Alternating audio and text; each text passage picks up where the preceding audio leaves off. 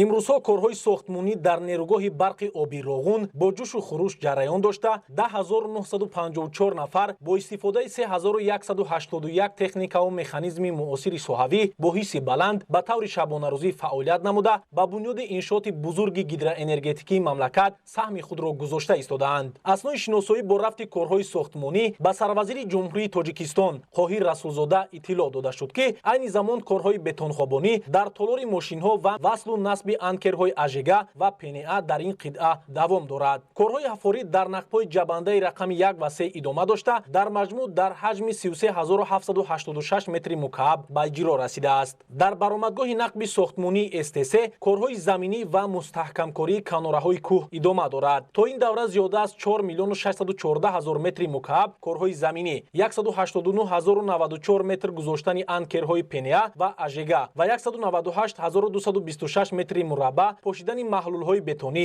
иҷро гардидааст. Корҳои сохтмону васлгарӣ дар нақби сохтмонии СТ4 тибқи лоиҳа давом дорад. ҳаҷми умумии корҳои нақбканӣ бо дарназардошти нақбҳои дастрасӣ 631 201 метри мукааб, корҳои бетонхобонӣ 108 363 метри мукааб, гузоштани анкерҳои ажега 26 041 метр, корҳои сементатсияи мустаҳкамкунанда 21 037 метр ва сементатсияи пуркунанда 52 171 метри мураббаъро ташкил медиҳанд. Корҳои васлу насби оҳанфулузот дар қисми камераи дарвозаҳои садамавӣ ва асосӣ идома дошта дар ҳаҷми 550 тонна оҳанфулузот васлу насб гардидааст. корҳои заминии омода намудани обқабулкунакҳои асосӣ, роҳҳои дастрасӣ ба онҳо, тозаю ҳамвор ва мустаҳкам намудани фарози кӯҳҳо аз сатҳи 1552 метр идома дорад.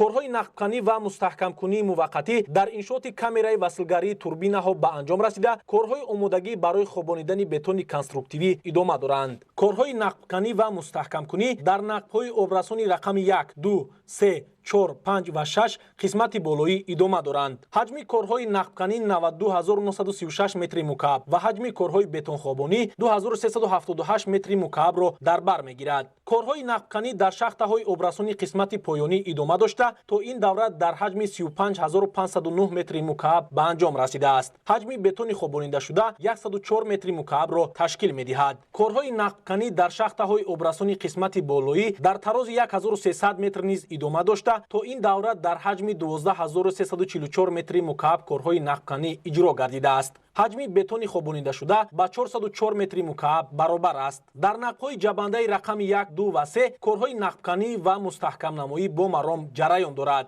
корҳои заминӣ ва хокбардории ҷинсҳои кӯҳии ғайрикондитсионӣ дар қисмати канораҳои чап ва рост барои омода намудани таҳкурсӣ идома дошта, дар ҳаҷми 1505 метри мукааб ҷинсҳои кӯҳӣ кашонида бароварда шудааст. корҳои хобонидани шағалзамин дар сатҳҳои 1122 метр, 1125 метр ва ҷинсҳои кӯҳӣ дар сатҳи 1120 метр идома дошта, дар ҳаҷми 242199 метри мукааб мавод хобонида шудааст. корҳои заминӣ ва тоза намудани паҳлӯҳои кӯҳҳо дар қисмати соҳили рости ядрои асосӣ дар сатҳҳои 1064 метр то 1054 метр ва корҳои заминӣ, тоза намудани паҳлӯҳои кӯҳҳо, анкергузорӣ ва торкретпошӣ дар қисмати соҳили чапи ядрои асосӣ дар сатҳҳои 1110 метр ва 1074 метр ҷараён дорад. баъди шиносоӣ бо ҷараёни корҳо дар шаҳри Роғун таҳти раёсати сарвазири ҷумҳурии Тоҷикистон Қоҳир Расулзода ҷаласаи навбатии ситоди ҷумҳуриявӣ оид ба сохтмон ва ба истифода супоридани иқтидорҳои нерӯгоҳи барқи оби Роғун баргузор гашт. таъкид гардид ки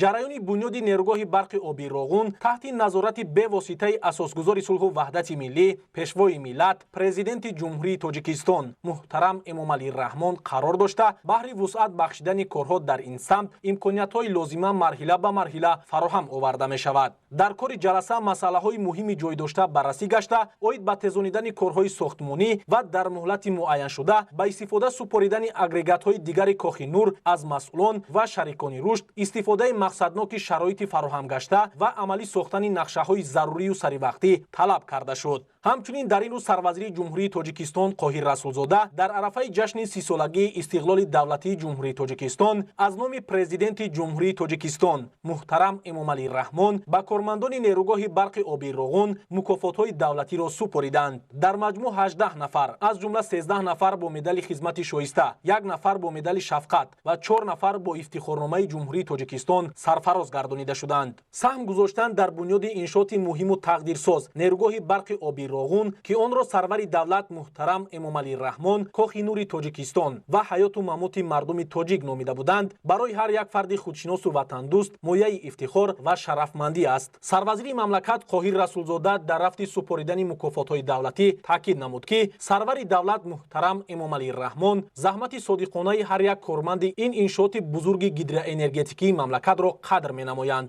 ва сарфарозгардонидан бо мукофотҳои давлатӣ нишонаи сиёсати муваффақонаи роҳбарияти давлату ҳукумати кишвар аст.